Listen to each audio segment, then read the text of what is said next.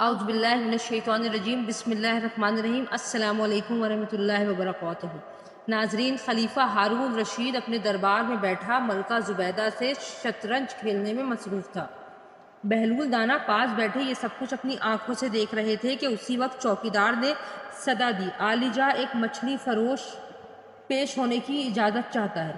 اجازت ہے، خلیفہ نے فوراً اجازت دے دی۔ مچھلی فروش اندر داخل ہوا، کہنے لگا، عالیجا میں آپ کے لیے بہت ہی عمدہ مچھلی لے کر حاضر خدمت ہوا ہوں۔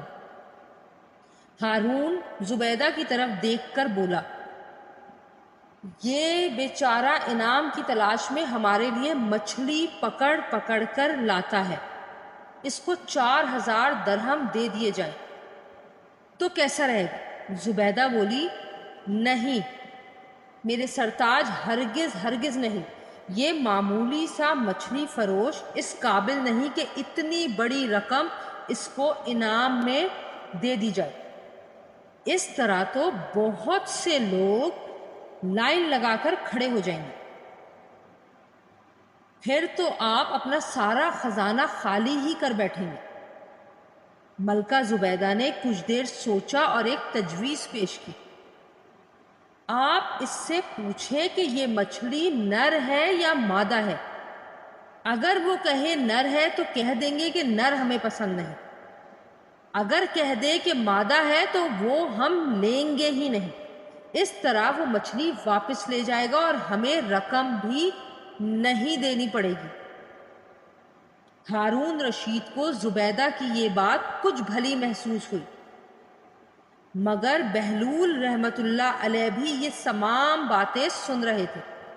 انہوں نے بادشاہ سے آہستگی سے کہا، مچھلی فروش بڑی محبت سے آپ کے لیے عمدہ مچھلی پکڑ کر لایا ہے، یہ مناسب نہیں کہ ملکہ کی باتوں میں آ کر اس کو نامراد لوٹا دیا جائے۔ مگر بادشاہ نے بہلول دانا کی ایک نہ سنی اور مچھلی فروش سے کہا، اچھا بتاؤ تو ذرا یہ مچھلی نر ہے یا مادہ؟ عالیجا، مچھلی نہ تو نر ہے نہ مادہ، بلکہ یہ تو مخنث ہے۔ ہارون نے جواب سنا تو بے ساختہ ہنس دیا۔ اہل دربار بھی ہنسنے لگے۔ ہمیں تمہاری حاضر دماغی نے بہت متاثر کیا، تمہیں شاہی خزانے سے 4000 درہم انعام میں دیے جاتے ہیں۔ مچھلی فروش درہم لے کر واپس پلٹا ہی تھا کہ ایک درہم زمین پر گر گیا۔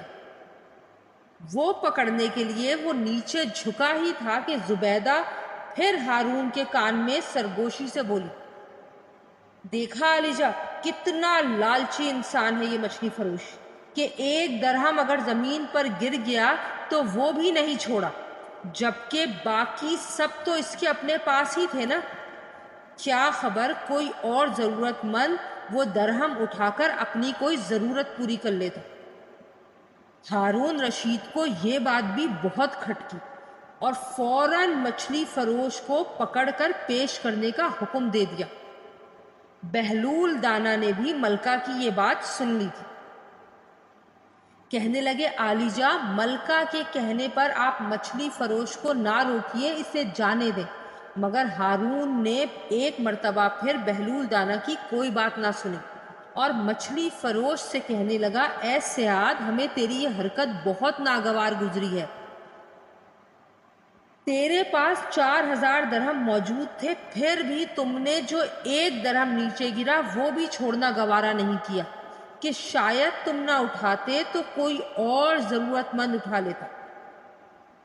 عالیجا، جان کی امان پاؤں تو کچھ عرض کروں؟ مچھلی فروش کہنے لگا، حضور والا، یہ غلام پست فطرت نہیں بلکہ نمک کی قدر کرنا جانتا ہے۔ میں نے اس لیے وہ درہم اٹھا لیا کہ اس کے ایک طرف قرآنی آیات لکھی ہیں جبکہ دوسری طرف آپ کا اسم گرامی، تو پھر میں کیسے سوچ سکتا ہوں کہ وہ زمین پر پڑا رہے اور لوگوں کے پاؤں اس پر آتے رہے۔ مچھلی فروش کے حاضر دماغی نے سارے کے سارے دربار کو ورطۂ حیرت میں ڈال دیا تھا۔ خلیفہ بے ساختہ بول اٹھا، واہ واہ، بہت عمدہ جواب دیا شکاری تم نے، ہمیں تم نے بہت محفوظ کیا ہے۔